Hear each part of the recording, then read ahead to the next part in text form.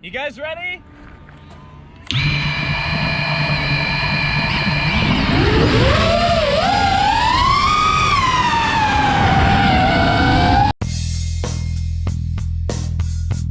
What's up guys, my name is Darren and I decided to buy a Ritewing mini Drak. And the mini Drak, I can't contrast strongly enough how different of an experience flying a Ritewing is to all of the other airplanes I've ever flown. I mean, the quality is not just next level, it's next 5 levels up. It is so stable, it can take a beating, it is the smoothest airplane I've ever flown.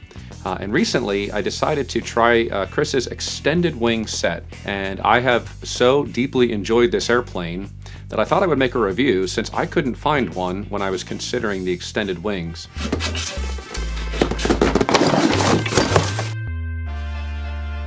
Alright, I want to point out a couple things that I really like about this kit and what you get with it. You get the wings that are already lightened if you request that option. You get the internal spar here, and then you get some sleeves for your stock mini Drak spar to go through. You get elevons. These are not shaped already, and I was kind of bummed about that until I started shaping my own and actually had a lot of fun doing it. I'm not a woodworker, but Chris has a great video on it, and it's actually really easy and really fun to do. I got this set of the ball style control rods from Hobby King, and those again make for a really wonderful experience. They're extremely strong, they're extremely smooth, and I heard from Chris and some other guys on the forum to make sure to put the hole on the servo side as low as possible, and I did not do that at first. And the plane was very pitchy. It was a little bit harder to control, a little bit disappointing at first, until I learned that I should put that at the lowest hole, and now it flies incredibly smooth. So I have the lowest hole on the servo side and the highest hole on the elevon side. Looking down at the bottom, I asked a friend to print the O-rings mod. I'll put a link in the description for the video there. I highly recommend that. It makes them extremely strong and yet still easy to remove, although I don't remove them. I just leave them on all the time.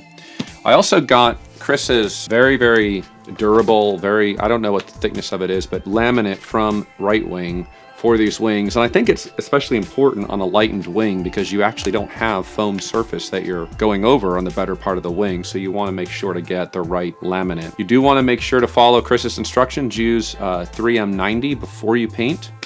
Let that dry, put on your paint, and then put on your laminate. He's got some great videos on that as well. While we're here, I'll tell you a little bit about the plane.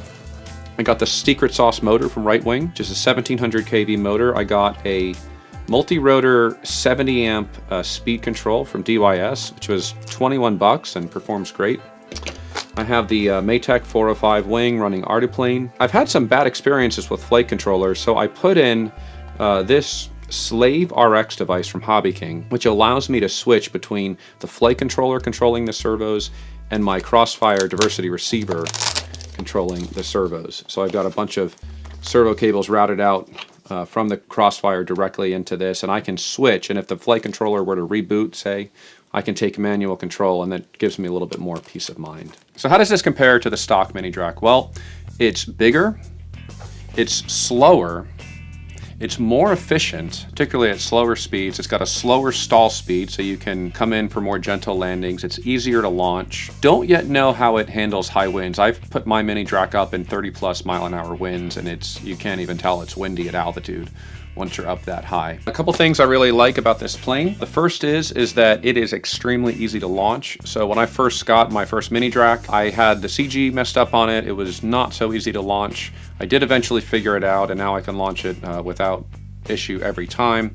But I know that a number of folks have had some trouble. I don't think anyone would have trouble with this because it just wants to fly. It's got an enormous wing area. And I was really interested as Chris began coming out with these lightened versions, which look kind of like a full-scale airframe with ribs. He did that out of foam. He routes out the foam, and they are incredibly light. They're lighter than the stock mini Drak, and I can fly slower than on the mini Drak, which was actually something I wanted. I like to cruise around and take in the scenery, and when you're cruising at 70 in the mini Drak, the scenery goes by quickly.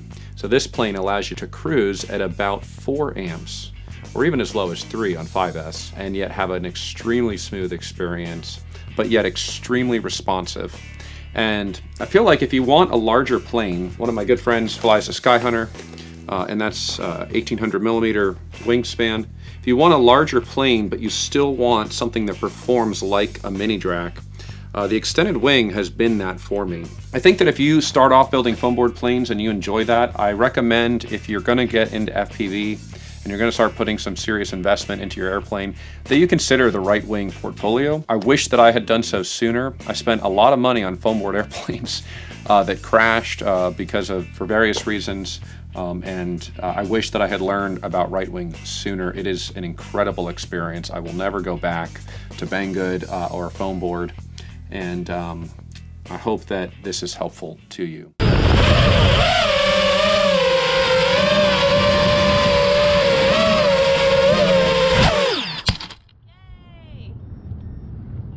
All right. Yeah.